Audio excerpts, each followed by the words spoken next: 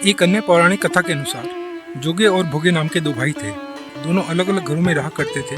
जोगे के पास धन की कोई कमी ना थी, लेकिन भोगे निर्धन था। जोगे की पत्नी को धन का अभिमान था, तो वहीं भोगे की पत्नी सुशील और शांत स्वभाव की थी। जब पितृपक्ष आने पर जोगे की पत्नी ने जोगे से अपने पितरों का श्राद्ध करने के लिए कहा, तो जोगे ने इसे व्यर्थ का कार्य समझकर टालने की कोशिश की। लेकिन जोगे की पत्नी केवल अपनी शान दिखाने के लिए श्राद्ध का कार्यक्रम रखना चाहती थी। जोगे की पत्नी ने उससे कहा कि मुझे कोई परेशानी ना हो, इसलिए आप ऐसा कह रहे हैं, लेकिन मैं सत्य कहती हूँ कि मुझे इसमें कोई परेशानी नहीं है। मैं भोगे की पत्नी को बुला लूंगी और हम दोनों मिलकर सारे काम कर लेंगे। जोगे की पत्नी के बुलाने पर दूसरे दिन भोगे की पत्नी सुबह आकर सारा कार्य कराने लगी। उसने अनेक पकवान बनाए। फिर सभी काम निपटाने के बाद वह अपने घर वापस आ गई, क्योंकि उसे भी पितरों का तर्पण करना था। जब पितृ भूमि पर उतरे और वह जोगे के यहाँ गए, तो उन्होंने देखा कि उसके ससुराल पक्ष के सभी लोग भोजन करने पर जुटे हुए हैं। इसके बाद पितृ भोगे के यहाँ गए, तो उन्होंने देखा कि पितरों के नाम पर केवल अग्यारी दी गई है। पितृ उसकी राख चाटकर भूखे ही नदी के तट पर पहुंच जाते हैं। कुछ ही देर में सारे पितृ अपने अपने यहाँ का श्राद्ध ग्रहण करके इकट्ठे हो गए और बताने लगे कि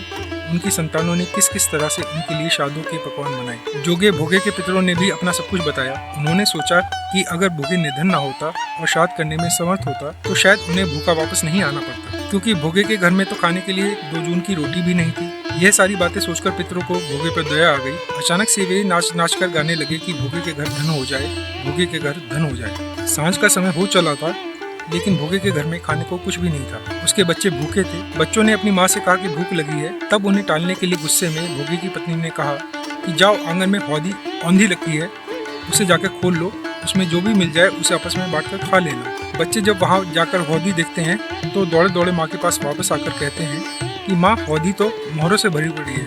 आंगन में आकर भोगे की पत्नी ने यह सब कुछ देखा, तो उसके आश्चर्य का ठिकाना नहीं रहा। इस प्रकार पितरों के आशीर्वाद से भोगे भी धन धान्य से परिपूर्ण हो जाता है, लेकिन वह इस बात का बिल्कुल भी अहंकार नहीं करता और अगले वर्ष पूरी श्रद्धा के साथ भोगे एवं उसकी पत्नी अपने पितरों का श्राद्ध करते हैं। भोगे की पत्नी पितरों के लिए 56 प्रकार के व्यंजन तैयार करती है। ये दोनों ब्राह्मणों को भोजन कराते हैं और अपने जेठ जेठानी को बुलाकर सम्मान के साथ सोने और चांदी के बर्तनों में भोजन कराते हैं। इससे उनके पितृ बहुत प्रसन्न होते हैं।